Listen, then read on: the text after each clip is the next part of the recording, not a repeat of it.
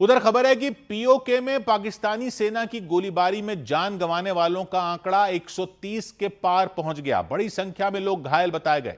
हालांकि इसके बाद भी वहां शहबाज सरकार के खिलाफ चल रहे विरोध प्रदर्शन जारी रहे। जेएएसी, जॉइंट अवामी एक्शन कमेटी नाम के संगठन के लोग सड़कों पर डटे रहे, रास्तों से हटने का नाम नहीं लिया और पीओके के अलग अलग इलाकों में प्रदर्शन किया, धरना दिया, मार्च किया, रैलियां की। इन रैलियों में हजारों की संख्या में लोग पहुंचे, महिलाएं पहुंची, बुजुर्ग पहुंचे, बच्चे पहुंचे और अपनी आवाज बुलंद की।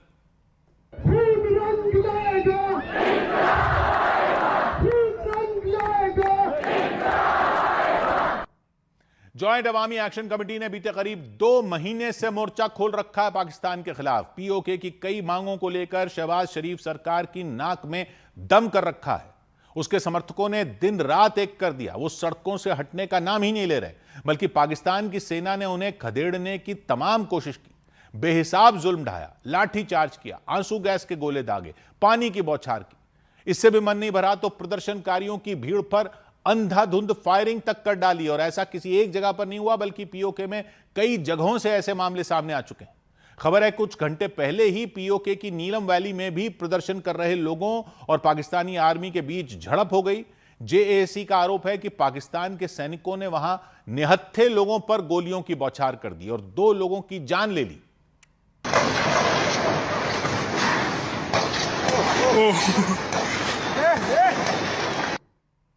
खबर है पाकिस्तानी सैनिकों की गोली लगने से पीओके में 131 लोगों की मौत हो चुकी है। घायलों की संख्या तो सैकड़ों में बताई गई। यानी पाकिस्तान की फौज ने इस प्रदर्शन को कुचलने के लिए एड़ी चोटी का जोर लगा दिया। हालांकि उसकी लाख कोशिश के बाद भी प्रदर्शनकारी हार मानने को तैयार नहीं दिखे, पीछे हटने को तैयार नहीं दिखे। उन्होंने पाकिस्तान के अत्याचार के विरोध में आवाज उठाने का काम जारी रखा।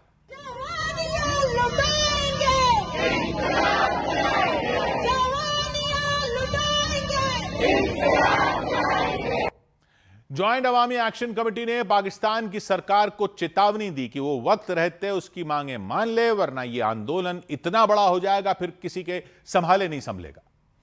उधर बांग्लादेश में पूर्व क्रिकेटर शाकिब अल हसन के घर पर कुछ लोगों ने पेट्रोल बम से हमला कर दिया। बांग्लादेश के मागुरा में पूर्व क्रिकेटर और अवामी लीग के पूर्व सांसद शाकिब अल हसन के घर पर कुछ लोगों ने पेट्रोल बम से हमला कर दिया। हमला एक रोज पहले हुई बांग्लादेश की पूर्व प्रधानमंत्री शेख हसीना की प्रेस कॉन्फ्रेंस के कुछ देर बाद हुआ। अवामी लीग ने हमले की निंदा की। बांग्लादेश में जुलाई विद्रोह दिवस पर आयोजित एक सरकारी कार्यक्रम के दौरान हंगामा हो गया। जमाते इस्लामी, एनसीपी और कुछ प्रदर्शनकारियों ने कार्यक्रम में दिखाई गई एक डॉक्यूमेंट्री का विरोध किया।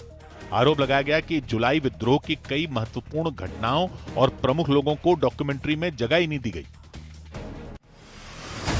ब्रिटेन के ब्रैडफोर्ड में कश्मीर के लोगों ने पाकिस्तान के खिलाफ प्रदर्शन किया। उन लोगों ने पीओके में जारी हिंसा और प्रदर्शनकारियों पर गोलीबारी किए जाने का विरोध किया और पाकिस्तान की सरकार के खिलाफ नारे लगाए। उधर यूरोप के देश पोलैंड के चालिन में एक खौफनाक हादसा हो गया। वहां एक ट्रेन ने एक ट्रैक्टर को जोरदार टक्कर मार दी।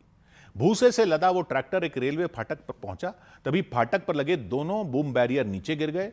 ट्रैक्टर के ड्राइवर ने आगे बढ़ने की कोशिश की, लेकिन वो ट्रैक्टर वहीं फंस गया और इतने में वो ट्रेन किसी आंधी की तरह वहां पहुंच गई और जोरदार टक्कर मार दी। टक्कर होते ही भूसे के कई ढेर सड़क पर गिर गए, हवा में उड़ गए। ट्रैक्टर के पीछे लगी ट्रॉली भी टूट गई, झटके से अलग हो गई। गनीमत ये रही ट्रैक्टर का ड्राइवर बाल बाल बच गया। जब भी वो ट्रैक्टर लेकर रेलवे ट्रैक से गुजर रहा था, तभी वहां लगा बूम बैरियर नीचे आ गया।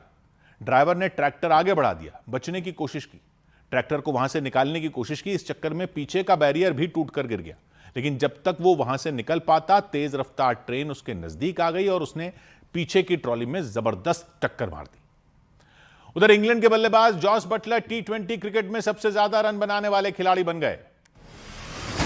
इंग्लैंड के बल्लेबाज जॉस बटलर टी20 क्रिकेट में सबसे ज्यादा रन बनाने वाले खिलाड़ी बन गए। उन्होंने वेस्टइंडीज के केरन पोलार्ड का रिकॉर्ड तोड़ दिया। बटलर ने 492 पारियों में 14,833 रन बनाए, जबकि पोलार्ड के नाम 663 पारियों में 14,803 रन दर्ज हैं।